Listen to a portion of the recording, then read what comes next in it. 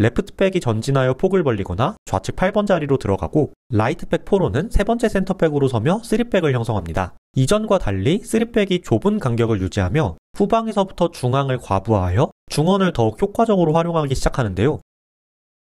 안녕하세요, 엘미합니다. 오늘은 토마스 프랭크 감독이 현재까지 토트넘에서 어떤 전술을 펼치고 있는지, 또 공격에서의 단조로움이 이어지고 있는 이유는 무엇인지 분석해보겠습니다. 전술적 성과. 먼저 이번 시즌 부임한 프랭크가 전술 변화를 통해 이뤄낸 3가지 성과를 빠르게 짚어보겠습니다. 우선 전임자 포스테코글루 체제에서 치명적인 약점이었던 수비 밸런스를 안정시켰습니다. 포스테코글루 체제에서도 실행됐던 하이블록에서의 강도 높은 전방 압박의 기조를 유지했지만 맨투맨 체계를 강화하여 더욱 효과적인 압박 시스템을 갖췄고, 압박이 풀려도 최대한 빠르게 수비로 전환하여 블록을 갖추는 기동력과 에너지가 강조되며, 로우 블록에서는 컴팩트한 수비 간격으로 골문을 틀어막기도 하면서 포스테코글루 체제에서 무조건적인 압박으로 앞으로만 쏠렸던 밸런스를 어느 정도 안정화시키는 데 성공했습니다. 또 역시 포스테코글루 시절 약점 중 하나였던 세트피스를 강화시킨 프랭크입니다. 브렌트포드 시절부터 강점이었던 세트피스를 토트넘에 빠르게 입히면서 코너킥과 프리킥, 그리고 롱스로인까지 적극적으로 활용하여 정지된 상황에서 많은 득점을 만들어내고 있습니다. 마지막으로 전술적 유연함이 가미된 프랭크의 토트넘입니다. 한 가지 전술을 고집하던 전임자와 달리 상황에 따라 또 상대에 따라 공격적인 운영과 실리적인 운영을 적절하게 활용하고, 시즌 초반 다이렉트한 공격이 많았다면 최근에는 중원을 활용하는 패턴이 조금씩 늘어나고 있는데요. 이 과정에서 공격의 구조 역시 4백, 3백, 변형 3백까지 유연하게 가져가고 있습니다. 하지만 특히 볼을 소유했을 때 공격에서 단조로움이 이어지고 있는 토트넘인데요. 지금부터는 토마스 프랭크 토트넘의 다양한 공격 구조와 공격에서 단조로움이 이어지는 이유를 살펴보겠습니다.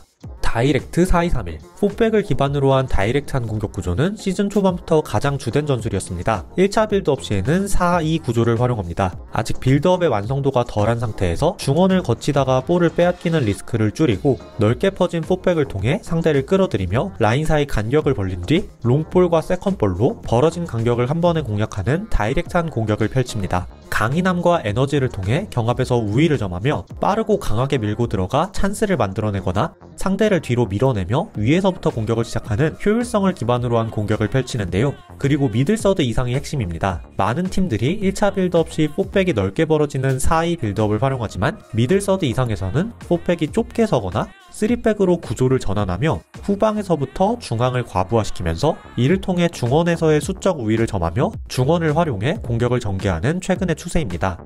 하지만 토마스 프랭크는 미들서드 이상에서도 4백이 넓게 벌어지는 전통적인 4백 운영을 활용했습니다. 혹은 라이트백 포로에 비해 레프트백 스펜스 혹은 우도기는 보다 공격적으로 활용하기도 하지만, 이때 후방에 3백이 갖춰진다 해도 앞서 언급한 좁게 서며 중앙을 과부하시키는 3백이 아닌 넓게 벌어지는 3백을 활용합니다. 이를 통해 상대 수비 블록의 횡간격을 벌리고자 하고, 상대가 간격을 잘 유지하며 중앙을 틀어막는다면 횡패스로 상대의 뛴거리를 늘리며 특히 상대를 끌어들인 뒤 전방에 빠르고 강한 선수들이 뒷공간을 적극적으로 공략합니다. 특히 포로의 킥력과 쿠두스의 힘과 스피드를 활용해 뒷공간을 자주 공략하며, 앞선에서 쿠두스의 1대1 능력을 적극적으로 활용하고, 쿠두스가 상대 풀백을 끌어들인다면 사르나 베리발 같은 기동력과 활동량이 좋은 선수들이 직선적인 하프스페이스 침투를 시도합니다. 이렇게 힘과 스피드, 에너지를 갖춘 선수들을 적극 활용하는 다이렉트한 전개로 효율적으로 상대를 괴롭히는 공격을 펼치며 시즌 초반 좋은 스타트를 끄는 토마스 프랭크의 토트넘입니다. 하지만 이러한 공격 구조는 중원을 활용하기 어렵다는 치명적인 문제점이 존재했는데요. 빌드업 시 벌어져 있는 후방의 구조는 볼이 이동하는 동안 상대가 압박할 시간이 충분하기 때문에 중원을 활용하기 어려웠고, 이로 인해 중원을 생략하고 다이렉트한 패턴에만 의존하다 보니 시간이 갈수록 예측이 쉬워지고 단조로워지는 토트넘의 공격이었습니다. 다이렉트한 전개로 상대를 뒤로 밀어내고 상대 진영에서 볼을 소유할 때도 후방의 간격이 벌어져 있다 보니 중앙을 깨고 들어가는 공격 전개가 나오지 않으면서 사이드를 통해서만 공격을 시도하고, 이러한 공격 전개는 수비 대형의 이동을 통해 사이드를 막아내기 수월했습니다. 이러한 단조로움을 극복하기 위해 중원에서 기술과 창의성을 갖춘 사비 시몬스를 영입했지만, 중원을 활용하지 못하고 직선적이고 다이렉트한 패턴에 의존하는 공격 구조 속에서 피지컬과 에너지에서 강점이 있지 않은 시몬스는 상대와의 경합에서 밀리며 좋지 않은 퍼포먼스를 보여줬습니다. 이렇게 경기장을 넓게 쓰며 상대를 끌어들인 뒤 힘과 에너지를 활용하는 다이렉트한 공격 전개를 주된 패턴으로 삼은 프랭크의 토트넘이지만, 중원을 전혀 활용하지 못하면서 단조로운 공격 전개가 이어지고 있습니다.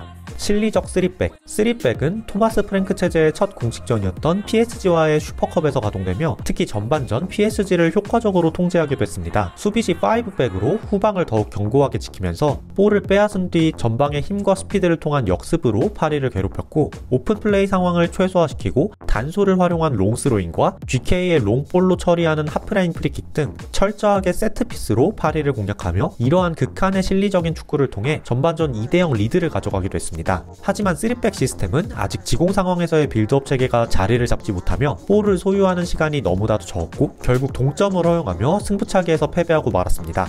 이후 이번 시즌 최고의 모습을 보여주고 있는 아스날을 상대로 전반전 다시 한번 3백 카드로 실리적인 축구를 펼치고자 했지만 롱볼과 세컨볼 그리고 세트피스를 공략하는 패턴에서 피지컬과 경합에서 강한 모습을 보이는 아스날을 상대로 우위를 점하지 못했고 아스날의 유기적인 빌드업과 공격 패턴의 5백 역시 무너지며 전반전 2대0 리드를 허용하고 결국 후반 시작과 함께 4백으로 전환했습니다. 이렇게 3백이 통하지 않자 이번 챔피언스리그 PSG전에서는 예상과 달리 3백이 아닌 4백을 들고 나왔는데요. 이번엔 윙어 없이 미드필더만 4명을 두며 기동력을 극대화하면서 수비를 우선적으로 견고하게 한 뒤 볼을 빼앗은 후에 빠른 전환과 역시 직선적이고 다이렉트한 공격과 그 과정에서의 경합을 활용하는 실리적인 축구로 승부를 보려고 했고 전반전을 1대1로 마무리하며 가능성을 봤지만 역시 직선적인 전개에 의존하는 단조로운 공격과 5실점으로 수비가 무너지며 5대3 패배를 기록하고 말았습니다. 이렇게 강팀을 상대할 때 3백 혹은 로우 블록으로 실리적인 전술을 꺼내들었지만 공격에서 롱볼과 세트피스에 최대한 의존하기 때문에 역시 단조로움이 지속되고 대부분의 상대팀 역시 상당한 피지컬과 에너지를 갖춘 PL에서 가장 효과적인 전술로 보이진 않습니다.